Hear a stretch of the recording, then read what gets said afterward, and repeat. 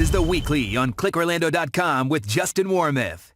Welcome back. I'm Justin Warmoth. Congress has passed trillions of dollars of legislation to help Americans get through the coronavirus pandemic, but could more be on the way? Here's my conversation with Central Florida Congressman Michael Waltz.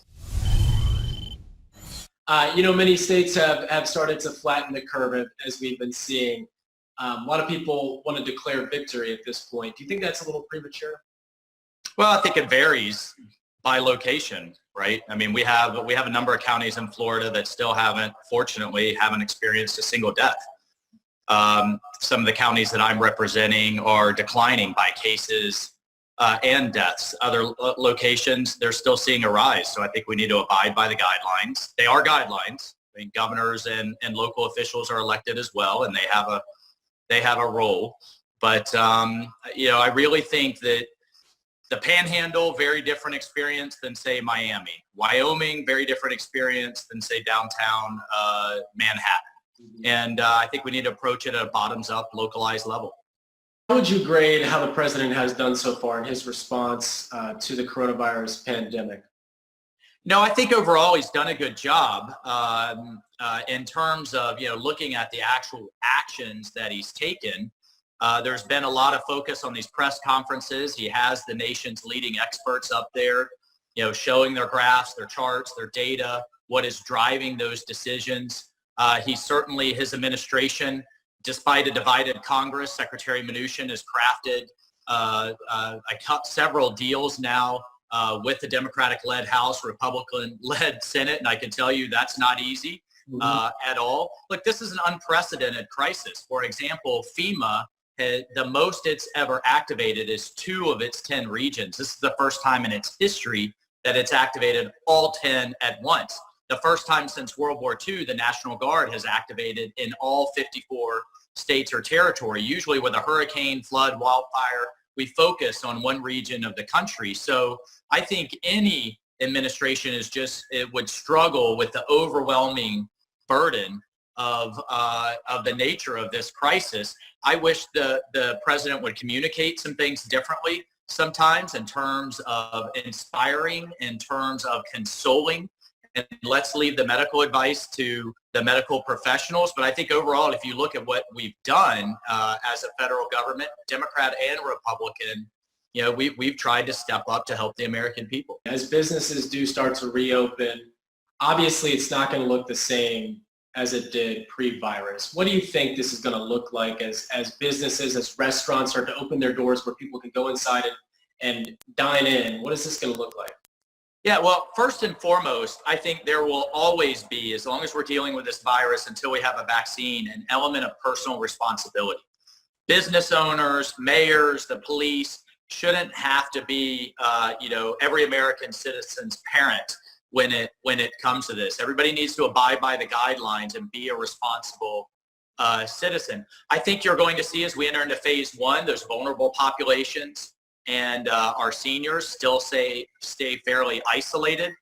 Businesses, you're going to have people spread out at tables. You're going to see a lot of extra cleaning. You should see a lot of masks and hand washing. And I think all of those things combined with a relatively healthy population, coupled with, in the coming months, antibody tests and eventually some antivirals, which is what happened with H1N1 in 2009.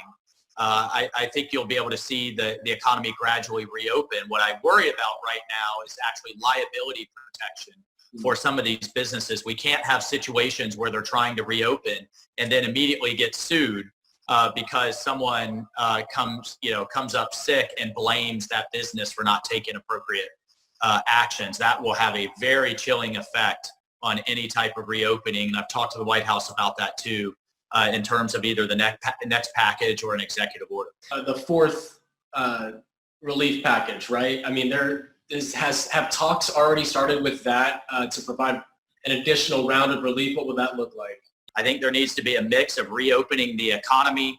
The debate that you're going to see, that you've already seen, is over what we do to help states. On the one hand, you do not want to see firemen and first responders getting laid off.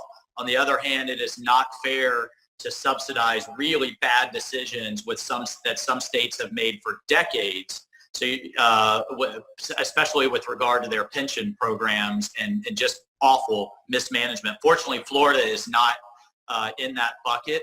That's the balance you're going to see. I personally have argued from day one, and this goes back to the PPP program and the stumbles there, for a total tax holiday. I don't understand why we're collecting all of these trillions just to try to redistribute them, and you lose a portion on every dollar with kind of the administrative overhead there to try to push this out through old and antiquated IT systems. I also want to see those liability protections that we talked about. We can't have businesses reopen and then get drowned in lawsuits. Let's talk about some of the legislation that Congress has passed, some big dollar funding for the Paycheck Protection Program. An additional round was just approved. Do you think this will work a little bit better than the first go-around, where we saw some big businesses, some big restaurants, some hotel chains kind of get their hand into the pie there? Do you think this one will work a little bit better to protect those small I think it'll work better. Look, and one thing I want to put out there, the Treasury Department is telling us that 75% of the loans that they've pushed out have been at $150,000 or less. So I know a lot of these chains are getting the headlines, and they need to be good corporate government citizens or good corporate citizens there as well. And I'm glad to see some of them giving those monies back. The Treasury Department did basically build this rocket, while launching it. Just as a point of reference, the Small Business Administration typically processes $30 billion in a year. Through this program, they process $350 billion in 2 weeks. So we just can't lose sight of the scale of what we're trying to do. I worry that even at $500 billion, it is going to be a drop in the bucket of the overall need. The federal government cannot possibly print its way out of this problem to every business in America, and that's why where it makes sense and it can be done safely, we need to start restarting some economic activity. Yeah, that's the thing, is a lot of people are saying, if I don't get this money, I'm going to have to close and going to have to close for good. So many people are in that same boat. So I was a small business owner as well. I built it from scratch. My heart goes out to every one of these businesses. And that's why, even though I'm a fiscal conservative, we can't lose sight of the fact that this is our grandchildren's money. They will have to pay this back at some point. I understand that it is desperately needed. That's why I voted for it and supported the program, and have been through a number of town halls, receiving people's feedback, providing that over to the IRS or Treasury, and trying to get this performing the way it should be. I'm not going to sugarcoat that it's had stumbles, but at the same time, the fact that it's moved that much money that quickly means, some businesses are being helped here. And again, 75% from what they're telling me have gone to very small businesses. We did set aside $60 billion in this next round to go to the smallest lenders, which tend to have relationships with the smallest businesses. So we are taking that feedback and trying to make adjustments.